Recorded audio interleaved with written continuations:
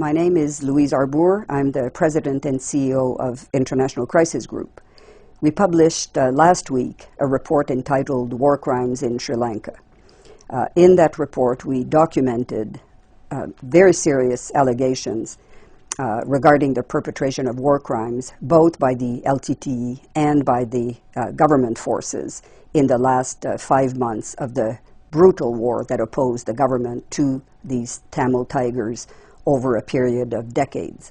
The last few months of the war were particularly brutal and characterized by crimes perpetrated by both sides of the conflict on civilian populations. We've accumulated credible evidence, certainly sufficient to give reasonable grounds to believe that these crimes were perpetrated with the consent of the highest authorities responsible under the chain of command.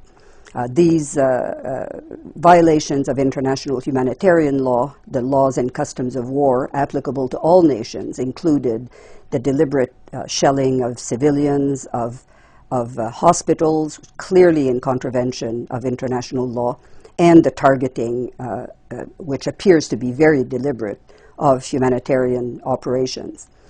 On the basis of the evidence that we've accumulated and of the also evidence that other NGOs and some of the international media have been able to accumulate, we have called for an international inquiry to examine what happened in these last few months of the war, to determine the number of civilian casualties, and to examine in particular the mechanisms of accountability that should be put in place if indeed war crimes have been perpetrated as the evidence suggests. Since we released the report, there's been enormous public interest, media interest. There's been a lot of support, certainly for our call for a further credible, transparent international investigation.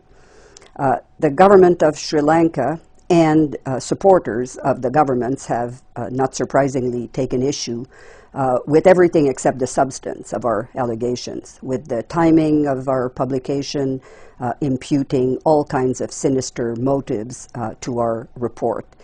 There has yet to be a serious engagement or credible rebuttal of any of the substantive allegations that are contained in the report.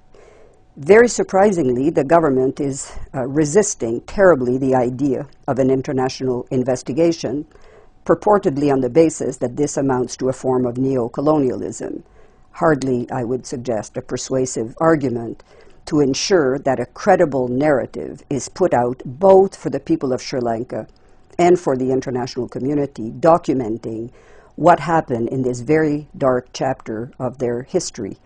This is not only important to ensure that the long-standing culture of impunity in Sri Lanka is reversed, but also to ensure that, in particular, the Tamil population, but the whole population of Sri Lanka, understands and believes the extent to which the Tamil Tigers preyed on their own people in these last few months of the war. The narrative put out by the government will never be a credible one, particularly if it continues to prove unable and unwilling to examine its own responsibility.